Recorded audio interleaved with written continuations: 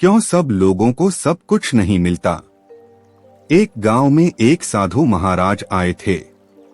उनके पास दूर दूर से लोग अपने दुख सुख लेकर आते थे और उनसे अपने सवालों के जवाब पाते थे। एक दिन गांव का एक लड़का जिसका नाम अर्जुन था उनके पास आया। अर्जुन हमेशा सोचता था सब लोगों को सब कुछ क्यों नहीं मिलता। उसे यह समझ नहीं आता था कि कुछ लोग अमीर क्यों हैं और कुछ लोग गरीब। कोई पढ़ाई में अच्छा है तो कोई खेल में। हर कोई हर चीज में अच्छा क्यों नहीं हो सकता। अर्जुन ने साधु महाराज से पूछा, महाराज क्यों सबको सब कुछ नहीं मिलता। क्यों कोई किसी चीज में अच्छा होता है और कोई किसी चीज में। साधु महाराज मुस्कुराए और अर्जुन से बोले, तुम्हारे इस सवाल का जवाब देने के लिए मैं तुम्हें एक काम देता हूँ। इस बगीचे से मुझे सबसे सुंदर फूल तोड़कर लाकर दिखाओ। लेकिन याद रखना, एक बार आगे बढ़ गए तो पीछे मुड़कर उस फूल को नहीं चुन सकते। अर्जुन खुश हुआ और तुरंत बगीचे में गया।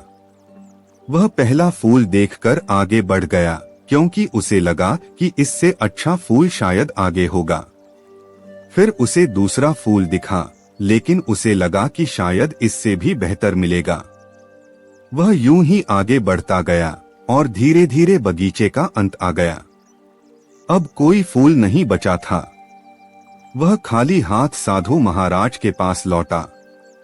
साधु महाराज ने हंसते हुए कहा, देखा, तुमने अपने सवाल का जवाब खुद ही ढूंढ लिया। हर किसी को सब कुछ नहीं मिलता क्योंकि हर किसी की तलाश अलग होती है, उनके सपने और उम्मीदें अलग होती हैं। तुमने हर फूल में कुछ कमी निकाली और सोचते रहे कि आगे इससे भी सुंदर फूल मिलेगा। इसी तरह हम जीवन में दूसरों से तुलना करते रहते हैं और ये भूल जाते हैं कि जो हमारे पास है वो भी बहुत खूबसूरत है। इसलिए सबको सब कुछ नहीं मिलता, लेकिन जो मिलता है वही उनके लिए सबसे अच्छा होता है। अर्जुन ने साधु महाराज की बात को समझा और उसने जीवन में संतोष के साथ आगे बढ़ने का निश्चय किया। अर्जुन को साधु महाराज की बात सुनकर एहसास हुआ कि हर इंसान के पास उसकी अपनी खूबियां और सीमाएं होती हैं। उसने सोचा कि अगर हम हर चीज पाने की चाह में लगे रहेंगे तो न तो हमारे पास जो है उसकी कदर कर पाएंगे और न ही कभी खुश रह पाएंगे। साधु महाराज ने फिर अर्जुन से कहा, देखो बेटा, जीवन में संतोष सबसे बड़ा धन है। जो लोग संतुष्ट रहते हैं वो असल में सबसे अमीर होते हैं। किसी के पास ज्ञान है, किसी के पास दौलत है, किसी के पास प्यार है तो किसी के पास दोस्त, लेकिन सबको सब कुछ नहीं मिल सकता। ये कुदरत का नियम है ताकि सब एक दूसरे पर निर्भर रहें, एक दूसरे की कदर करें और मिलकर जीवन का आनंद लें। अर्जुन ने सिर हिलाते हुए साधु महाराज की बातों को गहराई से समझा। उसे यह भी समझ में आ गया कि हर इंसान की अपनी यात्रा और अपनी मंजिल होती है। जीवन में तुलना करने की बजाय अपनी खूबियों और उपलब्धियों को स्वीकार करना और दूसरों की खुशियों में खुश होना, यही सही रास्ता है। साधु महाराज ने अंत में कहा, बेटा, हमेशा याद रखना, दुनिया में हर इंसान अपनी जगह पर खास है। किसी की कमियों में मत उलझो, बल्कि यह देखो कि तुम्हारे पास क्या है और तुम क्या कर सकते हो। जो तुम्हारे पास है उसे पूरी शिद्दत से अपनाओ, उसमें अपने सपनों को संजो और आगे बढ़ो। अर्जुन ने साधु महाराज को धन्यवाद दिया और उनके बताए हुए मार्ग पर चलने का निश्चय किया। उसने समझ लिया था कि जीवन का असली सुख दूसरों से तुलना में नहीं, बल्कि अपनी अनोखी राह में और अपने छोटे छोटे सुखों में है। अब वह हर दिन अपने पास की चीजों की कदर करता, दूसरों की खुशियों में खुश होता और संतोष के साथ जीवन जीता। धीरे धीरे अर्जुन ने जीवन में संतोष का महत्व अपने परिवार और दोस्तों में भी फैलाना शुरू किया। गांव के लोग भी उसकी बातों से प्रेरित हुए और सबने अपनी अनोखी राह पर चलते हुए अपनी खुशियों को अपनाना शुरू कर दिया। पूरे गांव में एक नई रौनक आ गई और वहाँ के लोग यह समझ गए थे कि सबको सब कुछ नहीं मिल सकता, लेकिन जो मिला है उसमें ही असली सुख छिपा है। अर्जुन की जिंदगी में संतोष और शांति का महत्व इतना गहरा हो गया कि वह हर रोज कुछ नया सीखने की कोशिश करता।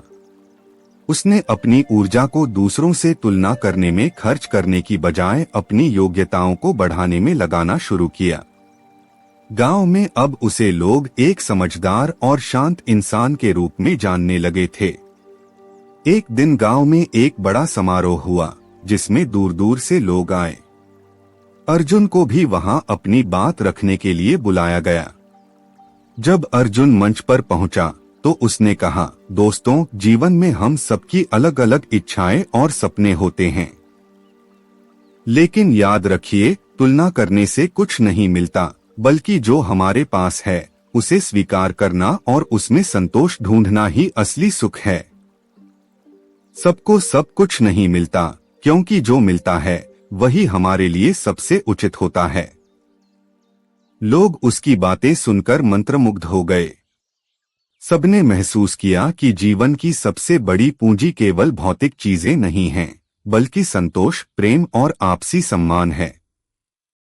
समारोह में एक बुजुर्ग व्यक्ति ने अर्जुन के पास आकर कहा, बेटा, तुमने हमें बहुत बड़ी सीख दी है। सचमुच जीवन की सच्चाई को समझना आसान नहीं होता, पर तुमने साधु महाराज की सीख को अपने जीवन में अपनाकर हम सबको नई दिशा दिखाई है। अर्जुन के विचारों ने पूरे गांव के लोगों पर गहरी छाप छोड़ी। गांव का हर इंसान अब अपने जीवन को सकारात्मक तरीके से देखने लगा। लोग एक दूसरे के साथ अपने सुख दुख बांटने लगे और एक दूसरे की मदद करने में खुशी पाने लगे। धीरे धीरे उस गांव में संतोष, सुख और प्रेम का माहौल बन गया। अर्जुन ने साधु महाराज के दिए हुए उस ज्ञान का संदेश पूरे गांव में फैलाया और वह संदेश पीढ़ी दर पीढ़ी गांव में चलता गया। समय बीतता गया और गांव का हर व्यक्ति यह समझ गया कि खुश रहना उन चीजों में नहीं है जो हमें नहीं मिली, बल्कि उन चीजों में है जो हमारे पास हैं। सचमुच जीवन में सब कुछ ना पाना भी एक आशीर्वाद है, क्योंकि उसी से हमें दूसरों के साथ मिलजुल कर रहना, मदद करना और हर छोटी छोटी चीज में संतोष और खुशियां ढूंढना आता है। अर्जुन की समझदारी और संतोष की भावना ने उसे गांव का प्रिय व्यक्ति बना दिया। अब लोग अपनी समस्याओं और परेशानियों में अर्जुन के पास सलाह के लिए आते थे। वह साधु महाराज की सिखाई बातों को ही अपने शब्दों में लोगों तक पहुंचाता और उनकी सहायता करता। उसकी बातें सुनकर लोग अपने जीवन के कठिनाइयों को सहजता से स्वीकार करने लगे और छोटी छोटी खुशियों में संतोष महसूस करने लगे। एक दिन अर्जुन के पास गांव का एक नौजवान आया जिसका नाम राजू था। राजू बहुत मेहनती था, लेकिन वह हमेशा दुखी और बेचैन रहता था, क्योंकि उसे लगता था कि उसकी मेहनत का पूरा फल नहीं मिल रहा है। उसने अर्जुन से कहा, भैया, मैं अपनी पूरी कोशिश करता हूँ, लेकिन फिर भी मुझे वैसा परिणाम नहीं मिलता जैसा मैं चाहता हूँ। हर समय मुझे लगता है कि अगर मेरे पास और भी ज्यादा होता तो मैं खुश होता। सब कुछ पाने की चाहत ने मुझे बेचैन कर दिया है। अर्जुन मुस्कुराया और राजू से कहा, देखो राजू, संतोष ही असली सुख है। यह सोचो कि जो तुम कर रहे हो वह तुम्हारी मेहनत और कोशिश से है। परिणाम पर तुम पूरी तरह से नियंत्रण नहीं कर सकते, लेकिन अपने प्रयास पर कर सकते हो। जो मिला है उसे अपना लो और उससे संतुष्ट रहना सीखो। कभी कभी जीवन हमें उन चीजों से दूर रखता है जो हमारे लिए सही नहीं होती, ताकि हम उन चीजों का आनंद ले सकें जो हमारे पास हैं। राजू ने अर्जुन की बातों को समझा और अपने जीवन में संतोष की भावना को अपनाने का निश्चय किया। उसने यह मान लिया कि हर व्यक्ति की यात्रा अलग होती है और सभी को वही मिलता है जो उनके जीवन में सही होता है। अर्जुन की सीख से प्रेरित होकर वह अपनी इच्छाओं को छोड़कर अपनी मेहनत में संतुष्टि ढूंढने लगा। धीरे धीरे गांव के बाकी लोग भी अर्जुन के पास आने लगे। अर्जुन ने हर किसी को अपनी परेशानियों को अलग नजरिए से देखने का तरीका सिखाया। वह कहता, जीवन में जो नहीं मिला उसके पीछे भागना बंद करो और जो मिला है उसे जी भरकर जियो। संतोष ही असली धन है। अगर हम संतुष्ट नहीं होंगे तो कितना भी पालें, हमें वह कभी पूरा नहीं लगेगा। अर्जुन की सीख से प्रेरित होकर पूरा गांव धीरे धीरे एक खुशहाल और संतुष्ट जगह बन गया। लोग अब एक दूसरे से ईर्ष्या करने के बजाय एक दूसरे की खुशियों में खुश होने लगे। गांव में एक नई उमंग और सकारात्मकता फैल गई। सबको यह समझ में आ गया कि सुख और संतोष बाहरी चीजों में नहीं बल्कि हमारे मन की अवस्था में है। सालों बाद जब अर्जुन बूढ़ा हो गया तब तक उसका नाम पूरे इलाके में प्रसिद्ध हो चुका था। लोग उसे संतोष गुरु कहकर बुलाते थे। अर्जुन ने जो ज्ञान और सादगी का संदेश फैलाया उसने पूरे गांव की सोच को बदल दिया था। वह अपने अंतिम दिनों में यह देखकर संतुष्ट था कि उसने अपने जीवन में जो भी सीखा उसे दूसरों तक पहुंचाकर उसने लोगों के जीवन में शांति और संतोष का बीज बो दिया था। अर्जुन के इस योगदान के कारण गांव के लोगों ने उसकी याद में एक छोटा मंदिर बनवाया और उसे संतोष मंदिर नाम दिया। यह मंदिर हर आने वाली पीढ़ी को यह याद दिलाता था कि जीवन का असली सुख सब कुछ पाने में नहीं बल्कि जो मिला है उसमें संतोष ढूंढने में है। सालों बीतते गए और अर्जुन की कहानी गांव के हर व्यक्ति के दिल में बसती गई। संतोष मंदिर में लोग नियमित रूप से आने लगे, न सिर्फ गांव से बल्कि आसपास के इलाकों से भी। लोग वहां सिर्फ प्रार्थना करने नहीं बल्कि अर्जुन की जीवन यात्रा से प्रेरणा लेने और अपनी जिंदगी में संतोष का महत्व समझने के लिए आते। मंदिर में आने वाले हर व्यक्ति को अर्जुन की कहानी सुनाई जाती थी, कैसे एक साधारण इंसान ने अपनी समझ और अनुभव से जीवन के सबसे गहरे सत्य को अपनाया और दूसरों को भी सिखाया। मंदिर में एक दीवार पर एक शिला लगाई गई थी जिस पर अर्जुन का संदेश खुदा हुआ था, संतोष ही सच्ची संपत्ति है। सब कुछ पाने की चाह में अपनी शांति न खो। समय के साथ मंदिर में एक साधु महाराज रहने लगे जो अर्जुन की तरह ही सरल और शांत स्वभाव के थे। लोग उनसे अपनी समस्याएं साझा करते और साधु महाराज उन्हें अर्जुन के बताए रास्ते पर चलने की सलाह देते। साधु महाराज ने अर्जुन की कहानी को एक नई दिशा दी। उन्होंने लोगों को यह समझाया कि अर्जुन की सीख केवल संतोष तक सीमित नहीं थी बल्कि यह सिखाने के लिए भी थी कि हम अपने जीवन में दूसरों की मदद करते हुए ही असली खुशी पा सकते हैं। एक दिन गांव के कुछ युवा साधु महाराज के पास आए और कहा, महाराज, हम अर्जुन के संदेश को और भी लोगों तक पहुंचाना चाहते हैं। हमें बताइए कि हम कैसे संतोष और शांति का यह संदेश आगे फैला सकते हैं। साधु महाराज मुस्कुराए और बोले, अर्जुन का संदेश केवल कहने से नहीं फैलेगा, उसे अपने जीवन में अपनाना होगा। अगर तुम दूसरों को संतोष और शांति का महत्व सिखाना चाहते हो तो पहले अपने मन को शांत और संतुष्ट बनाओ। अर्जुन की तरह जीना ही उसकी सीख को फैलाने का असली रास्ता है। युवाओं ने साधु महाराज की बात मानी और गांव में सेवा का कार्य शुरू किया। वे जरूरतमंदों की मदद करते, बुजुर्गों का ख्याल रखते, बच्चों को शिक्षा देते और हर किसी के साथ प्रेम पूर्वक व्यवहार करते। अर्जुन का संदेश केवल गांव में ही नहीं बल्कि आसपास के इलाकों में भी फैलने लगा। धीरे धीरे संतोष मंदिर एक ऐसा स्थान बन गया जहां लोग अपनी परेशानियों का हल ढूंढने के लिए आते। वहां आने वाला हर व्यक्ति अर्जुन की कहानी से प्रेरित होकर अपने जीवन में संतोष का महत्व समझता और उसे अपनाता। गांव के लोग एकता और संतोष के प्रतीक बन गए थे और अर्जुन की शिक्षा ने उनकी जिंदगी को हमेशा के लिए बदल दिया था। अर्जुन का नाम भले ही मिट्टी में मिल गया हो, लेकिन उसकी सीख एक अनमोल विरासत बनकर गांव वालों की रगों में दौड़ती रही। और इस तरह अर्जुन की संतोष की यात्रा ने एक पूरे समाज को बदल दिया, यह सिखाते हुए कि जीवन का असली सुख बाहरी चीजों में नहीं बल्कि हमारे मन के संतोष और दूसरों के प्रति हमारे प्रेम में है। अर्जुन की सीख और संतोष मंदिर की कहानी अब एक प्रेरणादायक गाथा बन चुकी थी जो पीढ़ी दर पीढ़ी आगे बढ़ रही थी। समय के साथ गांव के लोगों ने महसूस किया कि अर्जुन की यह विरासत केवल संतोष तक सीमित नहीं थी। उनकी सिखाई बातें एक संपूर्ण जीवन दर्शन थीं, जो हर इंसान के मन को शांति, प्रेम और करुणा से भर सकती थीं। एक दिन संतोष मंदिर में एक बहुत बड़ा मेला आयोजित किया गया। इसमें दूर दूर से लोग आए, जिनमें कई ऐसे भी थे जो अपने जीवन में परेशानियों से जूझ रहे थे।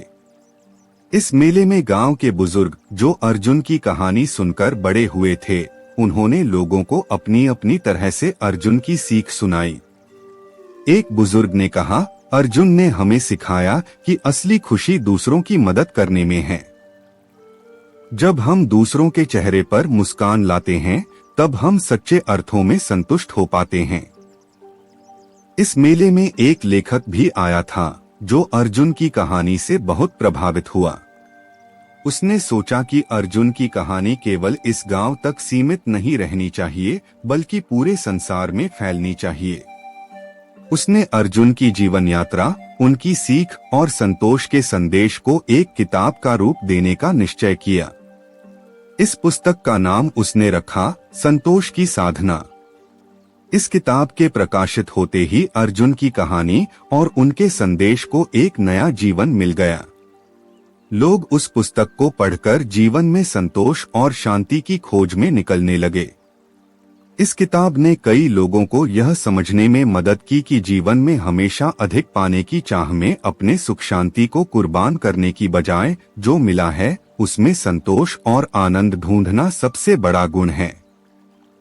धीरे धीरे संतोष की साधना किताब विभिन्न भाषाओं में अनुवादित होने लगी और दुनिया के कोने कोने में पहुंची। अर्जुन की सीख हर किसी के दिल को छूने लगी, चाहे वे किसी भी संस्कृति, देश या पृष्ठभूमि से क्यों न हो। अर्जुन का संदेश सीमाओं से परे जाकर लोगों के जीवन में संतोष और शांति का दीपक जलाने लगा। गांव वाले इस बात पर गर्व करते थे कि उनकी छोटी सी जगह से निकली अर्जुन की सीख ने इतनी बड़ी दुनिया को बदलने की क्षमता पाई।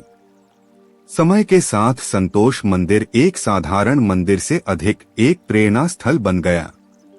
वहां आने वाले लोग अर्जुन की मूर्ति के सामने बैठकर ध्यान करते और अपने जीवन की परेशानियों को भूलकर संतोष का अनुभव करते।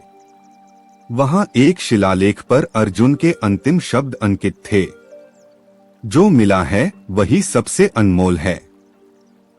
अधिक पाने की चाहत में अपनी शांति को न खो। इस मंदिर के प्रति आदर और सम्मान इतना बढ़ गया कि लोग वहां केवल दर्शन के लिए नहीं बल्कि अर्जुन की सिखाई राह पर चलने के लिए आते थे। गांव का हर व्यक्ति अर्जुन का आभार मानता, जिसने उन्हें संतोष और जीवन के असली सुख का अर्थ सिखाया था। और इस तरह अर्जुन की यह अनमोल विरासत पूरी दुनिया में फैल गई, संतोष, प्रेम और करुणा का संदेश देते हुए। लोगों के मन में यह बात घर कर गई कि जीवन में सब कुछ पाना आवश्यक नहीं, बल्कि जो मिला है उसमें ही संतोष और शांति खोजना ही जीवन की सबसे बड़ी उपलब्धि है। अर्जुन की सीख और संतोष मंदिर का संदेश दुनिया में फैलने के बाद भी उसका प्रभाव गांव में सबसे अधिक महसूस किया जाता था। समय बीतने के साथ गांव में एक नई पीढ़ी आई, लेकिन अर्जुन की कहानी और उनकी सिखाई बातें हर बच्चे के दिल में बसी थीं। गांव के लोग अपने बच्चों को संतोष और शांति का महत्व सिखाने के लिए संतोष मंदिर जरूर ले जाते, जहां अर्जुन की मूर्ति के सामने बैठकर वे ध्यान करते और उनके संदेश को समझने की कोशिश करते। एक दिन गांव में एक युवा लड़की, जिसका नाम मीरा था, संतोष मंदिर में आई। मीरा पढ़ाई में बहुत अच्छी थी और उसे शहर में जाकर आगे की पढ़ाई करने का अवसर मिला था। लेकिन उसके मन में एक डर था कि शहर में जाकर वह अपनी शांति और संतोष खो देगी। उसने मंदिर में अर्जुन की मूर्ति के सामने बैठकर प्रार्थना की, हे अर्जुन, मुझे ऐसा संबल दीजिए कि मैं अपने जीवन में संतोष और शांति बनाए रख सकूं। मैं बाहर की दुनिया में भी आपके संदेश को अपनाकर खुश रह सकूं। मीरा की प्रार्थना सुनकर मंदिर के साधु महाराज ने उससे कहा, बेटी, अर्जुन का संतोष का संदेश केवल गांव में सीमित नहीं है। तुम जहां भी जाओगी, अगर तुम अपने मन में संतोष का दीप जलाए रखोगी, तो बाहर की दुनिया की कोई भी चुनौती तुम्हारे भीतर की शांति को छू नहीं सकेगी। अर्जुन का संदेश अपने दिल में बसाकर आगे बढ़ो और यह याद रखो कि असली संतोष हमारे भीतर है, बाहरी परिस्थितियों में नहीं। मीरा ने साधु महाराज की बात को समझा और अपने भीतर संतोष और आत्मविश्वास का संबल लेकर शहर की ओर प्रस्थान किया। वह अपनी पढ़ाई में व्यस्त रही, लेकिन अर्जुन की सीख उसके मन में हमेशा बसी रही। वह जहां भी जाती, अर्जुन की बातें लोगों से साझा करती और संतोष का संदेश फैलाती। वर्षों बाद जब मीरा पढ़ाई पूरी करके गांव लौटी, तो वह सिर्फ एक सफल महिला नहीं, बल्कि अर्जुन के संदेश की एक जीवित मिसाल बन चुकी थी। उसने गांव में लौटकर एक छोटा सा केंद्र स्थापित किया, जहां वह बच्चों को पढ़ाई के साथ साथ अर्जुन की सीख सिखाती थी। उसने इस केंद्र का नाम अर्जुन सदन रखा और वहां आने वाले हर बच्चे को यह सिखाया कि जीवन में सफलता केवल धन और प्रतिष्ठा से नहीं, बल्कि संतोष और शांति से मिलती है। अर्जुन सदन के बच्चों में संतोष, करुणा और आत्मविश्वास के गुण विकसित होने लगे। वहां से निकले बच्चे न केवल गांव बल्कि दूसरे स्थानों में भी अर्जुन की सीख को अपनाकर अपने जीवन में संतोष का अनुभव करते रहे। धीरे धीरे यह केंद्र भी एक पवित्र स्थान बन गया, जहां लोग अपने बच्चों को शिक्षा और जीवन के असली मूल्य सिखाने के लिए भेजने लगे। अब अर्जुन की कहानी और उनका संदेश न केवल संतोष मंदिर में, बल्कि अर्जुन सदन के माध्यम से भी पीढ़ी दर पीढ़ी आगे बढ़ रहा था। संतोष मंदिर और अर्जुन सदन की इस अनूठी यात्रा ने गांव को न केवल एक समृद्ध और शांतिपूर्ण जगह बना दिया, बल्कि दुनिया के लिए एक प्रेरणा का स्रोत भी बना दिया। गांव के हर व्यक्ति के दिल में यह बात गहराई से बसी थी कि असली सुख अधिक पाने में नहीं, बल्कि जो मिला है उसमें संतोष और आनंद ढूंढने में है। इस विश्वास के साथ अर्जुन का संदेश दुनिया के हर कोने में पहुंचने लगा, यह सिखाते हुए कि जीवन की सबसे बड़ी संपत्ति संतोष है, जो हर परिस्थिति में मन को सच्ची शांति और खुशी देता है। समय के साथ अर्जुन सदन गांव का एक महत्वपूर्ण केंद्र बन गया, जहां न केवल बच्चे बल्कि हर उम्र के लोग अर्जुन के संदेश को अपनाने के लिए आते थे। वहां एक विशेष कार्यक्रम का आयोजन होता था, जिसे संतोष दिवस कहा जाता था। इस दिन लोग अर्जुन की मूर्ति के सामने आकर अपनी जिंदगी की परेशानियों और इच्छाओं के बारे में खुलकर बात करते थे और एक दूसरे को अर्जुन के संदेश की याद दिलाते थे कि संतोष और शांति भीतर से आते हैं, बाहरी चीजों से नहीं। संतोष दिवस पर कई गांवों से लोग अपने अनुभव साझा करने आते। एक बार एक बूढ़ा किसान अपने बेटे के साथ आया और अपनी कहानी सुनाने लगा। जब मैं जवान था, मैंने हमेशा अधिक से अधिक संपत्ति और जमीन पाने के लिए भाग दौड़ की, लेकिन इस चक्कर में मैंने अपनी शांति खो दी और कई रिश्तों से दूर हो गया। अर्जुन की कहानी सुनकर मुझे समझ में आया कि मेरे पास जितना है वही सबसे बड़ा आशीर्वाद है। अब मैं संतोष में जीता हूँ और इसी शांति को मैं अपने बेटे को सिखाने यहाँ लाया हूँ। लोग उस किसान की बात सुनकर भावुक हो गए। सभी ने महसूस किया कि अर्जुन का संदेश केवल कहानियों में नहीं, बल्कि हर व्यक्ति के जीवन में उसकी गहराई से जुड़ा हुआ है। अर्जुन सदन और संतोष मंदिर की यह परंपरा धीरे धीरे पूरे इलाके में फैलने लगी। लोग संतोष के इस संदेश को अपने जीवन में अपनाने लगे और दूसरों को भी इसकी शिक्षा देने लगे। एक दिन अर्जुन सदन में मीरा ने बच्चों से पूछा, क्या तुम लोग जानते हो अर्जुन कौन थे? एक बच्चे ने उत्साहित होकर कहा, वो एक ऐसे इंसान थे जिन्होंने हमें सिखाया कि संतोष ही असली दौलत है। मीरा मुस्कुराई और बोली, सही कहा। अर्जुन हमारे लिए एक मार्गदर्शक बन गए हैं। जब हम जीवन में संतोष को अपनाते हैं, तभी हम सचमुच खुश और शांत रह सकते हैं। मीरा ने आगे कहा, आज मैं तुम सबको एक काम देना चाहती हूँ। अपने घर जाकर यह सोचो कि ऐसी कौन सी चीजें हैं जिनके लिए तुम आभारी हो, चाहे वह छोटी हो या बड़ी। कल यहाँ आकर हमें बताओ कि तुम्हें किन चीजों में सबसे ज्यादा संतोष मिलता है। अगले दिन बच्चे अपने अपने अनुभव लेकर आए। किसी ने कहा कि उन्हें अपने माता पिता का साथ पाकर संतोष मिलता है, तो किसी ने बताया कि उन्हें अपने दोस्तों के साथ खेलने में खुशी मिलती है। हर बच्चे के जवाब ने मीरा का दिल खुशियों से भर दिया। उसने बच्चों को समझाया, देखो, जीवन की सबसे अनमोल चीजें हमेशा हमारे पास होती हैं। हमें बस उन्हें पहचानना और उनके लिए आभारी रहना आना चाहिए। अर्जुन की यही सीख है कि हर चीज में संतोष ढूंढो और उसका आनंद लो। अर्जुन सदन और संतोष मंदिर का यह संदेश धीरे धीरे जीवन का हिस्सा बनता गया। लोग अपनी खुशियां दूसरों के साथ बांटते, दूसरों की जरूरतों का ख्याल रखते और हर परिस्थिति में संतोष का अनुभव करते। अर्जुन का यह छोटा सा बीज, जो संतोष की भावना के रूप में उन्होंने गांव में बोया था, अब एक विशाल वटवृक्ष बन गया था, जो हर किसी को शांति, संतोष और करुणा की छाव देता था।